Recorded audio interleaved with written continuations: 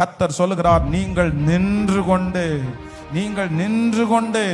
கர்த்தர் உங்களுக்கு செய்யும் ரட்சிப்பை பாருங்கள். இந்த மாதம் ஆண்டவர் உங்களுக்கு ரட்சிப்பை கொடுக்கிற மாதம். நீங்கள் சும்மா நிற்பீர்கள், நீங்கள் அமைதியா நிற்பீர்கள். உங்களுக்கு முன்பாக இருக்கிற அந்த காரியம் நடக்கும். நீங்கள் நெடுநாட்கள் காத்திருக்கிற காரியம் நடக்கும். நீங்கள் ஜெபிக்கிற காரியம் இந்த மாதம் நடக்கும். கர்த்தர் வாக்கு கொடுக்கிறார், மகளே மகனே, நீ நின்று கொண்டு இந்த மாதம் நான் உனக்கு செய்யும் ரட்சிப்பை பார். இதோ திருமணம் கைகூடி வருகிறது. இதோ குழந்தை பாக்கியம் இந்த மாதம் உண்டாகிறது. இதோ அந்த கடன்களுக்கு ஒரு முடிவு வருகிறது.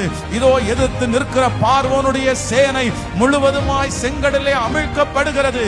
இதோ கர்த்தர் உங்களுக்கு பெரிய ரட்சிப்பை இந்த மாதம் கட்டளையிடுவேன் என்று வாக்கு கொடுக்கிறார். தூர இடத்துல இருக்கிற அந்த பிள்ளை மேல ஆண்டவருடைய மகிமை கடந்து போகட்டும், குடும்பத்தின் மேல கடந்து போகட்டும். இது சாதாரண